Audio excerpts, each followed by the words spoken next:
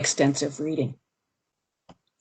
Regardless of your theoretical orientation in terms of the starting point, mechanisms, and processes of second or foreign language acquisition, you cannot eliminate the necessity of meaningful, comprehensible input, output, and interaction.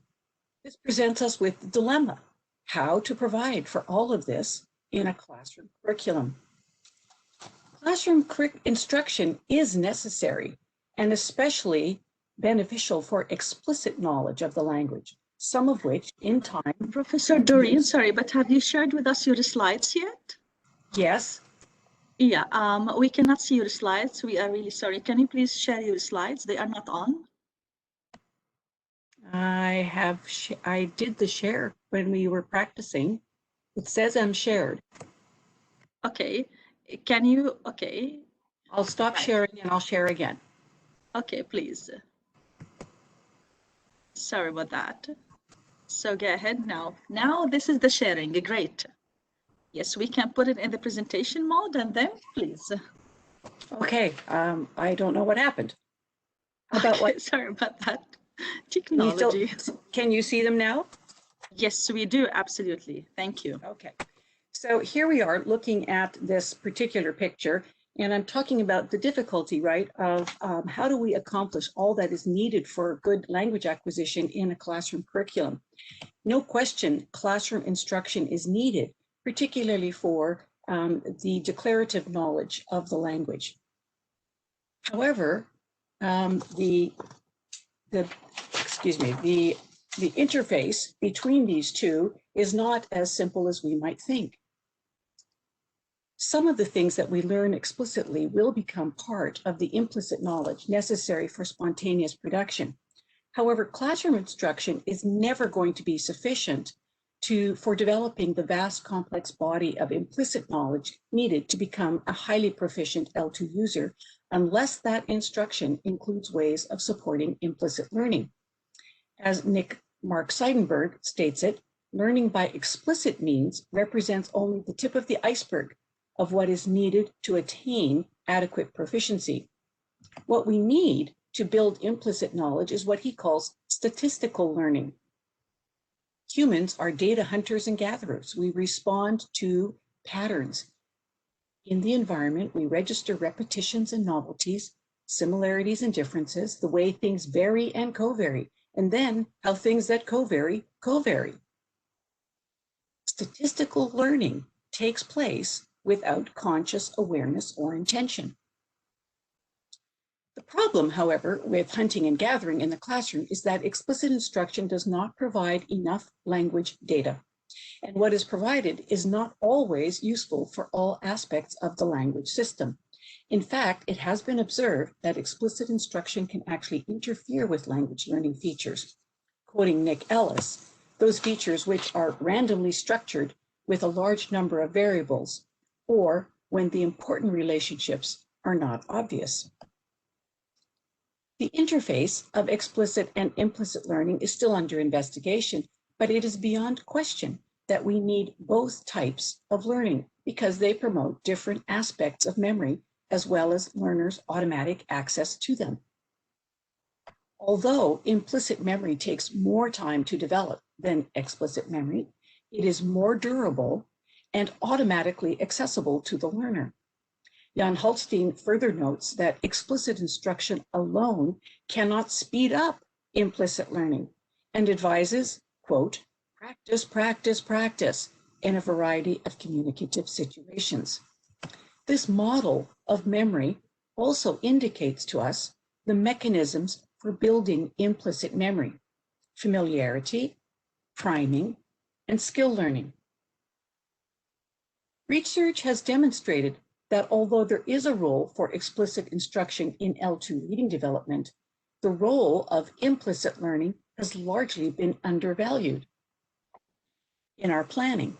Unfortunately, though, as Bill Grobby points out here, some reading skills will only develop through a large amount of engaged reading involving deliberate practice. And here's the second dilemma. The problem sometimes referred to as the vicious cycle. Reading is hard. I don't like to do it, so I don't do it. So reading is hard, and on and on and on. Most reading curricula attempt to address this dilemma through intensive reading activities in the classroom or in homework. What is quickly apparent, though, is that most students are not doing a large amount of engaged reading involving deliberate practice. It seems, in fact, that a lot of the time is spent working around the edges of reading, strategies for reading, vocabulary for reading, comprehension checks for reading, but precious little time actually reading texts longer than a paragraph or a few paragraphs. And all of this is often at the edge of the student's linguistic competence, thus extending the vicious cycle.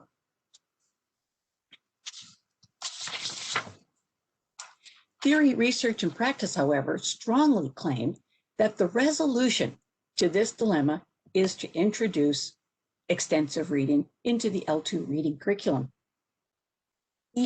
Extensive reading, has been defined and operationalized in many ways and sometimes confused with other approaches, such as expanded or extended reading or narrow reading. But there are some criterial features that must exist for it to be extensive reading.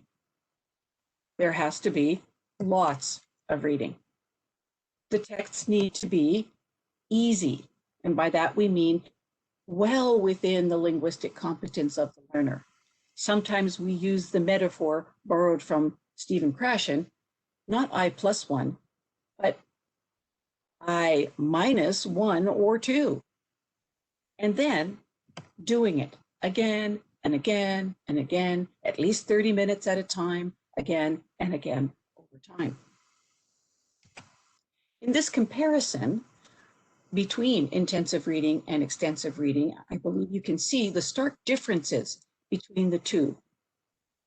And it should be evident that ER is well fulfilling the requirements for building up knowledge in our implicit memory. Familiarity is achieved by choosing content within the learner's proficiency level and that which is meaningful to the learner. Priming is achieved by reading a lot. So why aren't all, or at least more programs, implementing ER? Many concerns have been expressed, and although most of these, if not all of them, have been addressed in published articles by researchers and practitioners, ER continues to be what Day and Bamford call the approach less taken. But there is very strong rationale for ER, very well supported by research that indicates there are many benefits of ER, not just for reading. Of course, one important one is the development of positive attitudes toward reading. Here we begin to break into that vicious cycle. Reading fluency. Once you can read easily at a very sort of easy level of comprehension and vocabulary, one can build up reading speed, which contributes to more fluent reading, which leads to more reading, on and on. And we have now what is also called the virtual cycle of reading. There's strong evidence for how vocabulary, durable, right, in the implicit memory, durable vocabulary development through extensive reading, because you are meeting these same controlled vocabulary multiple times regularly over time. Of course, there's development of reading comprehension, but beyond that, there's definite evidence of development of listening comprehension and development of grammar proficiency as well. Even when in a controlled experiment by Aka in 2020, it was compared with a classroom studying grammar points and a class not studying those same points, but actually doing extensive reading. The extensive reading group actually did better on the grammatical test at the end. Another place to look right now, which has just come out in 2020, is this book by Nation and Waring. And it does a wonderful job of reviewing extensive reading, both from the research, implementation, and materials. I also just recently published a chapter which reviews the research and looks at the benefits and also aspects of implementation in this new handbook by Wiley. But first and most important, anybody who's interested in extensive reading has to go to this website immediately, the Extensive Reading Foundation website. And it is filled with information, and we'll look at some other in a moment, but here it maintains an up-to-date bibliography with over 600 citations for work related to extensive reading. Now, as a teacher myself, although I like to do research, I'm a teacher first, and there's nothing more compelling than what your students will tell you in journals they write about their reading, not book reports, but occasional commentary on their reading experiences. And you'll be seeing a number of these through my talk. Well, hopefully I have begun to convince you of why ER is necessary. So let's turn now to how. This poses a dilemma again for many people. How do I get this into a curriculum? And I believe that Paul Nation offers us a promising approach to make this happen. And that is his idea of a balanced curriculum. He proposes that any curriculum should be roughly divided among these four types of activities: meaning-focused input, meaning-focused output, form-focused learning, and fluency development. Now, as you look through this list, I can imagine that if you're a teacher, you can think of lots of things that you do for many of these, but you might stumble a bit or pause when it comes to fluency development. At least I have found this to be true in observing classroom teaching, evaluating curricula, and examining language teacher training courses, all of which include almost nothing about fluency development. And I would say that's also true of reading materials. However, this is the prime location for ER in a reading curriculum. But not the only place, because even though it will build fluency by repeated easy reading or regular iterations of easy reading, it's very meaning oriented.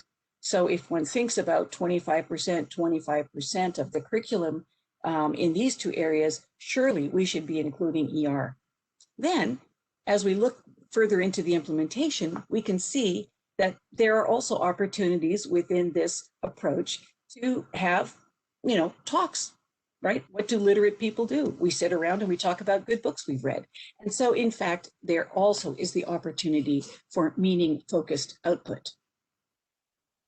That's why it seems as though if we could start from the position of a balanced learning curriculum, we really may have a good, strong argument for including extensive reading in the curriculum. Nonetheless, ER doesn't just happen because you tell students to read, of course, and put some books in front of them. There's a serious need for training, materials curation, and monitoring for engagement.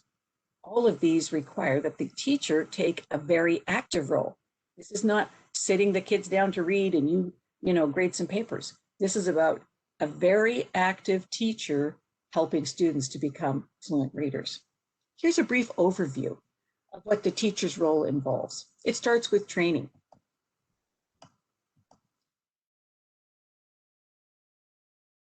Once teachers are confident in the efficacy of the approach, they are ready to help students. And students need to build a mindset that values ER, that values implicit learning. I've had students come and ask, but I'm reading the New York Times. And I say, great, that's wonderful for you. That's intensive reading. You probably have to use your dictionary. You shouldn't stop doing that, but you need to add extensive reading. And then I actually have found it useful, and adults appreciate learning what the research says about this. It's not just a good idea, and I just don't want them to be busy while I'm doing something else. In fact, I really am doing this for their benefit. I'm making it possible for them to do this for their benefit. Sometimes we have to also train some of the other stakeholders, administrators, other instructors, parents, depending on your context, so that they understand what the value of extensive reading is. And in no instances do we ever denigrate the work of intensive reading. Intensive reading and extensive reading work together.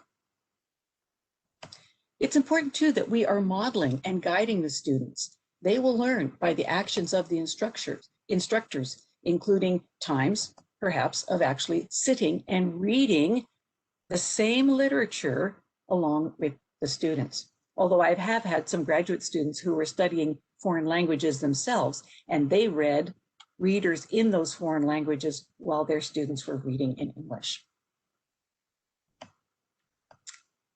It's all a part of promoting literacy more broadly, putting ER into the context of how literate folks engage with texts and each other. This can really motivate students to give ER a chance. I have found very few students over the past almost 20 years of implementing ER, very few students resist the practice. And I have also found ways to do many of these things online during the pandemic.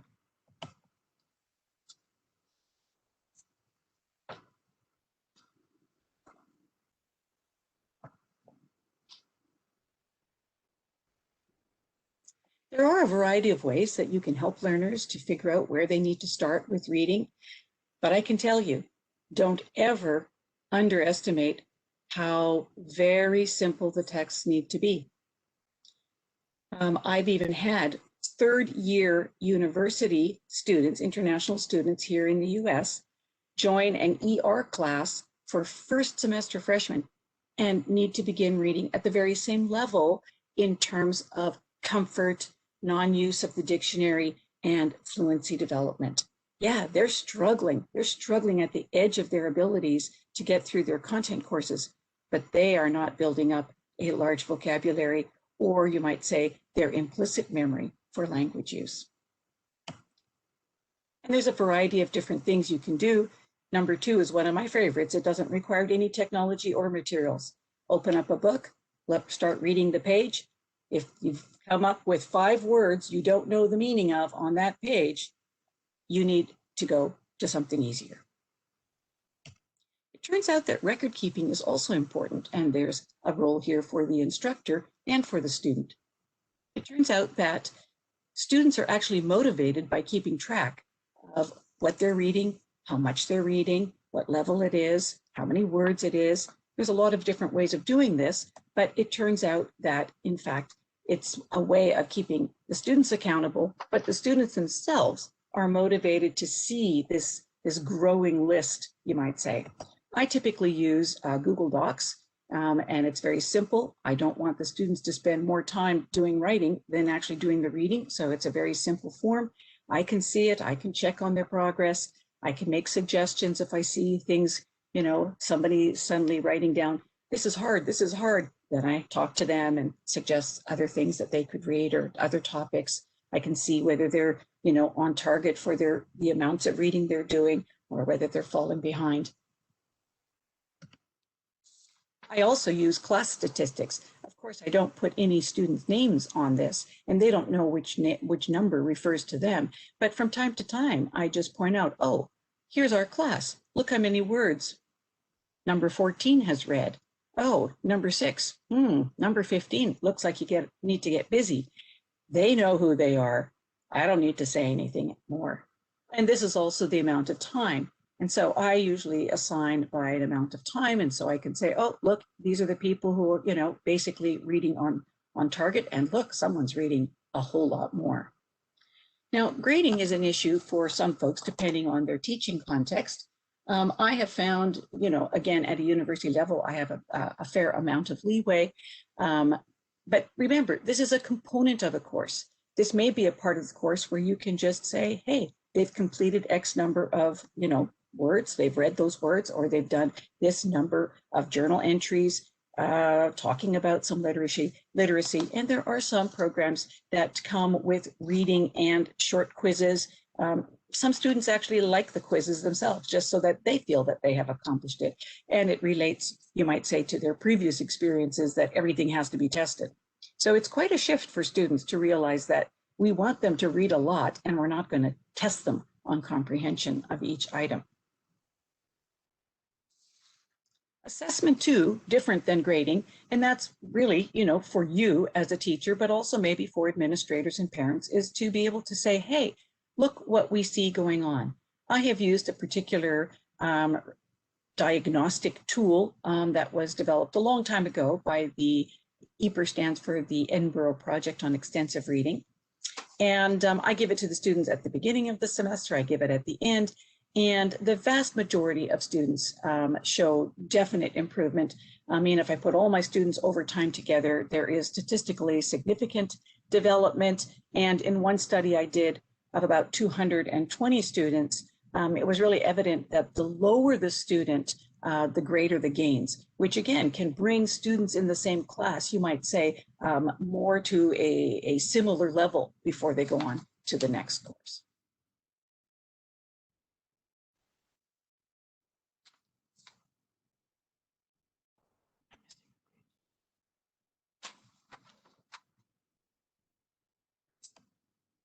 And then we come to what, of course, can seem as though it is a major obstacle, but in fact, this is becoming less and less so with technology. Nonetheless, here again, I'm going to say the first thing you want to do is you want to go to the Extensive Reading Foundation and look for materials that they have available free and online. And then also they will direct you there to many other sources of reading. So let's just, here's an example of 3. So here in the Extensive Reading Foundation, again, there's a link to find free reading material. It will also direct you here to ER Central, which also is a collection of online free material. And these provide sometimes quizzes, sometimes audio to go along, which can be a helpful intermediary step towards independent fluent reading, but should not take over, you might say. And then there is currently, I would say, relatively inexpensive for website, xreading.com, which delivers thousands of graded readers by all the major publishers. And it's a lovely way to work with classes. It's not for individual subscription at this time, but for class groups. And I've used it many times. And it includes, or basically automatically does, all of the record keeping. And you have, as an instructor, a variety of tools that you can set up to, indicate what expectations you have for the students. And then it is a library of thousands of readers. And the students can also read that on tablets and on mobile devices. So it is, in fact, a very useful tool for them. Now, I do still like to get, and you can see here, there are over 25 publishers that are still producing graded readers. And I, in the training portion of my course, and I would say I do, spend a few weeks at the beginning of a semester doing the reading in class, observing them, watching their engagement with text. I bring many examples of text so that they can really look through and choose what seems interesting to them, and then put it down if it's not interesting and get something else. And many of them have never actually, coming to the US as university students, they've never actually read through an entire book. And even though these books are not large, they are controlled to some degree for vocabulary. And this is a really amazing growing area of materials for language learners, because these are not the sort of the old, out-of-date, adapted readers of classics, although there are some for mid-level frequency readers. But much of the literature now actually is specifically written for language learners, both child and adult language learners. In fact, the Extensive Reading Foundation for close to 20 years has been engaged with all the publishers really in giving out awards, for the best new literature for different age groups, different interest areas. These happen to be the winners for 2020. If you go to the website, you can get the list from every year if you want to collect actual paper copies, or even if you want to direct students to these, many of these will be available, for example, in X Reading.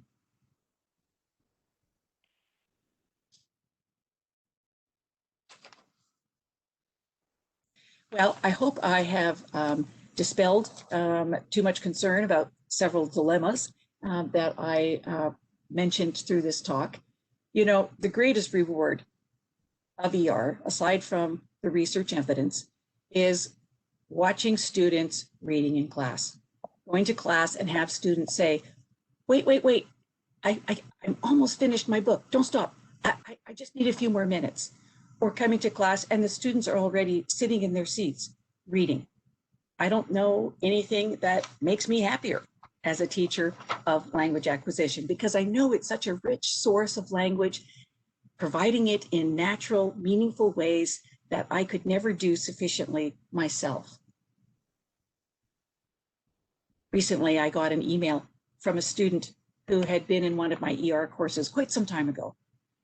And he emailed me to ask about how he could access materials, because now his sister was seeking to become a student in the United States and wanted to improve her English proficiency. And he wanted to get her started on extensive reading because it had been so positive an experience for him when he was in the class. I don't always know that when the students are in the class, right? Not everybody turns into this like eager reader, but you can really see the engagement. And thankfully, some become readers for life. I've even had a student tell me that I didn't used to like to read in my own language, and now I read in English and I read in my own language. If a modest portion of my curricular activity ends up promoting autonomous second language reading beyond the classroom, it will have been well worth the adjustments in mindset, methods, and materials I need to make as an instructor. Thanks for listening. Don't hesitate to email me for a complete reference list, and I'm very happy now to answer any questions.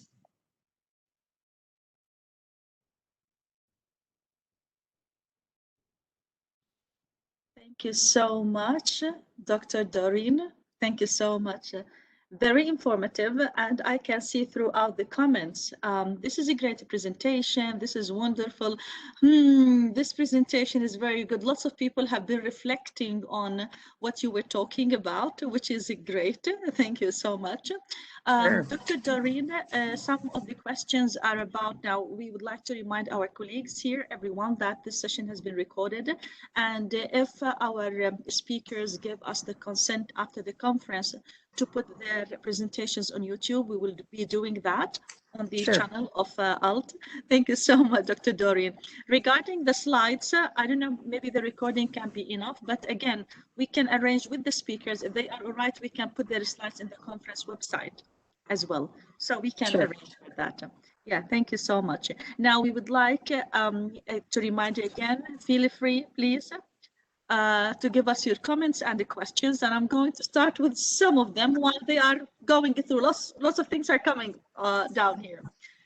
Helen is saying, I couldn't agree with you more. Thank you so much. Great, amazing presentation. Thank you, very interesting. Thanks a lot. I just feel like this, I just feel like reading now. Excellent presentation. Thank you so much. You motivated them to read, which is great. Fine. Wonderful. I agree with Dr. Doreen regarding the research findings. Extensive reading will indeed help students to improve in leaps and bounds. Yes, we agree with you on that as well. Right. And another question, Dr. Doreen, okay? This is the thing, regarding classroom practices, okay? One of the major problems appearing in the class is that class time is always limited, leaving students simply to read in their own, even if you give them a certain task to read. Unfortunately, this is not achievable. They simply don't read. They simply don't read. And of course, class time cannot be devoted for that purpose because it is always limited, and there is certain things that we as teachers have to cover. So what is your comment on that bit, on what can be a motivating practice for students to read? Thank you. Well, I really think it's important that students are trained in extensive reading. It's not about putting a book in front of a student and sending them away. So I think it is absolutely essential that initially you do take some time out of the classroom. I might spend, 25%, right, a quarter of my reading time, my reading curriculum, on training the students, engaging them in reading, teaching them if I'm using a software, record keeping, giving them a lot of feedback, and I actually have them, learn about implicit learning and why it's important for them, and really help them to distinguish between the different kinds. I mean, ultimately, if you find things that are easy enough, it motivates them. They're so happy to read something. So, I might give them a diagnostic, and let's say they are at, this level on the diagnostic. I'm going to find books that are multiple levels easier than that. And there are many grading schemes in terms of how you can, you can make these adjustments. So again, go to the ERF website, the Reading Foundation website, and you will find lots of information on how to do this. But you cannot imagine how simple the texts need to be, how limited, you might say, in range the vocabulary needs to be for students to be able to do it comfortably on their own. As soon as they can do it comfortably on their own, you've already met half the problem of the motivation.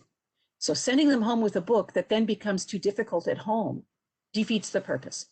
So that 25% that I give to ER is in the classroom for the first few weeks. Almost the rest of the semester, it is out of the classroom, except when we have the occasional book chat.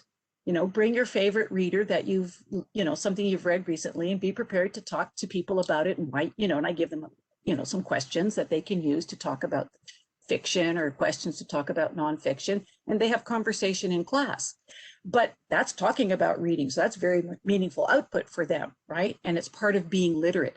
So no, I don't believe that this, and I don't think it should be a part of every class, because it would not be long enough, right? It's not about reading 5 minutes here, 5 minutes there. It's reading for 30 minutes, but that means it has to be interesting and super easy. So yes, it does mean making some adjustments, but the big question is, if everything you're doing is intensive, are you maximizing the opportunities for learning in your curriculum?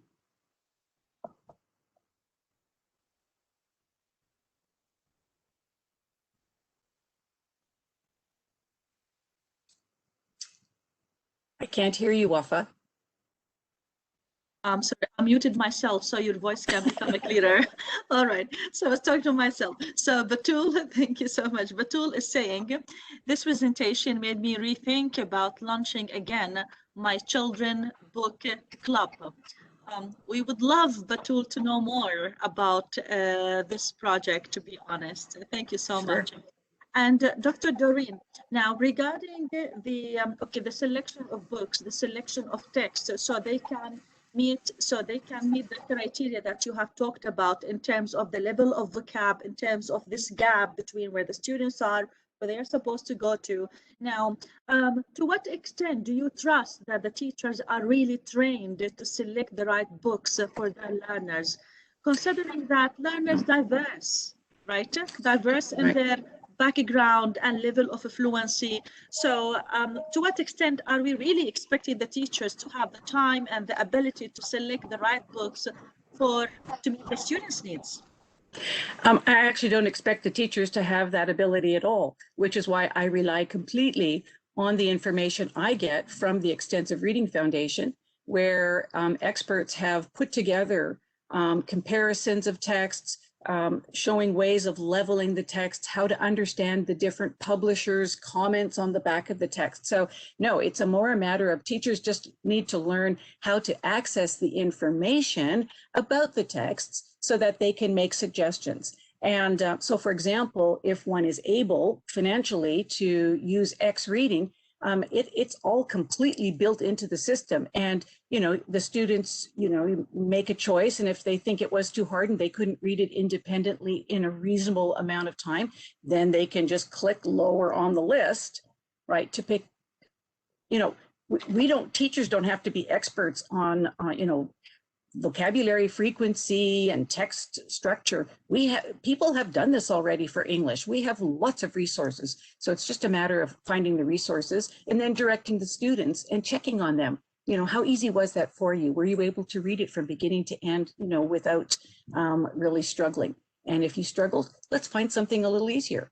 And you can choose different topics. You can just decide whether you want fiction or nonfiction, crime fiction, love stories. I mean, the whole range. And that information is out there. Teachers just need to know where to find it. I recall that before the pandemic, when we were free to go to the book fair, which happens once yearly in Abu Dhabi, I used to tell my students in the writing composition courses, of course, writing is strongly linked with reading. So I always encourage them definitely to read on various topics. So I always encourage them every year in that semester, which happens in spring all the time, to go to the book fair, select any book they would like to read, and then give me a summary about that book in a certain form. So I give them the form like, why have you selected the book, what the book theme and everything.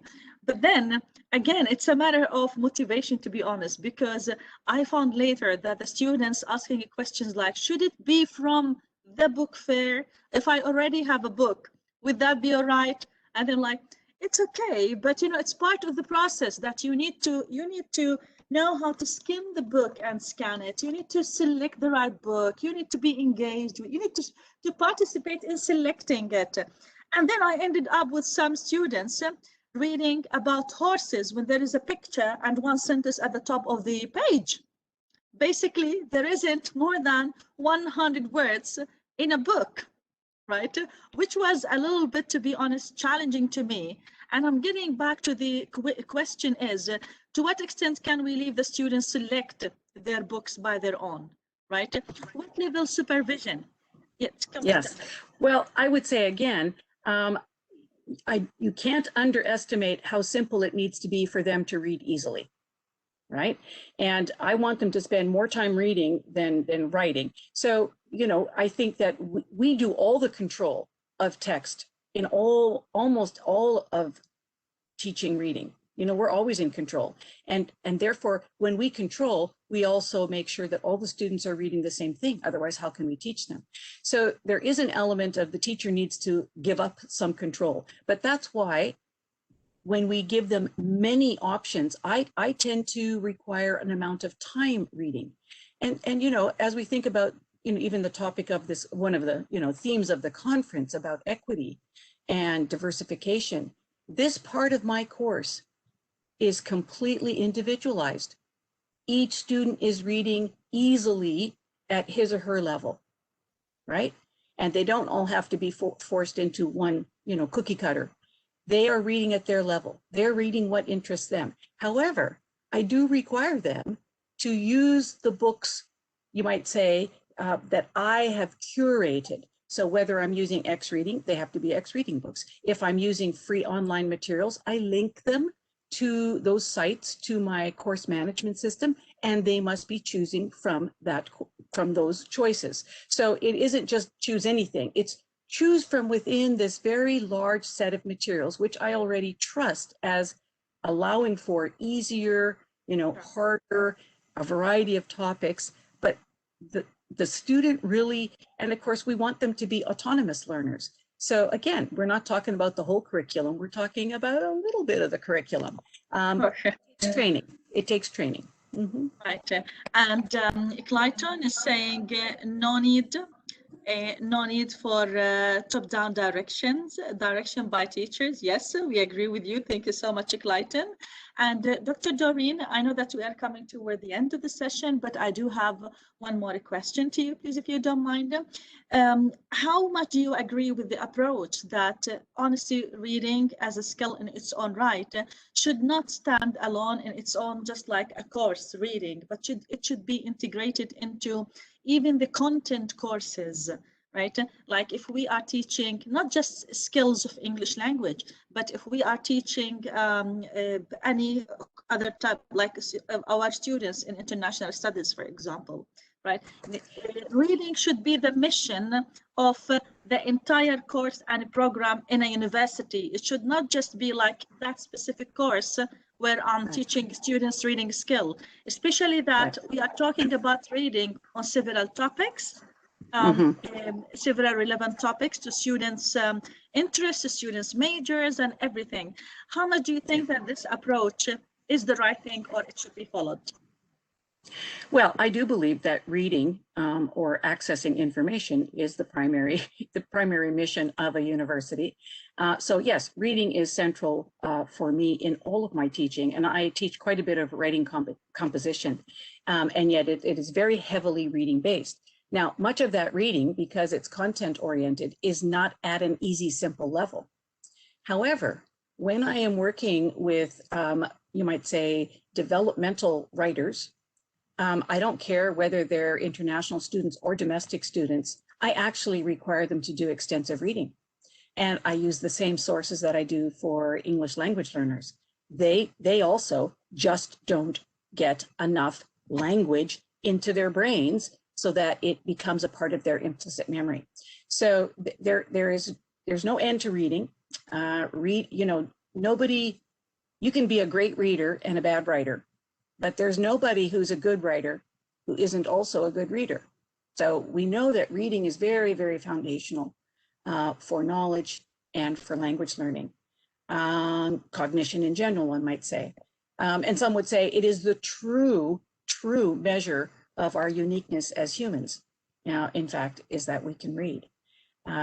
We can argue about that and whether other animals have language. But anyway, I think reading is central. And so I have taken out composition requirements to put in more reading into the composition classroom. However, those often are, they're more intensive because they are on the content, and so they're more difficult for the students. So extensive reading, certainly for any developmental level. And if I could, just put it into any course, I would. And of course, we only teach integrated skills courses for language learners. But even when I'm teaching, regular undergraduate classes here, I put in more reading and I put in extensive reading whenever possible. I noticed one question there about pseudo reading, which is interesting. And that's one reason why the training is very important. If you have paper books at a variety of levels, and you really look to see if people are choosing, and if they find it hard, they get something else, and then you watch them read in class, you can spot the pseudo readers immediately.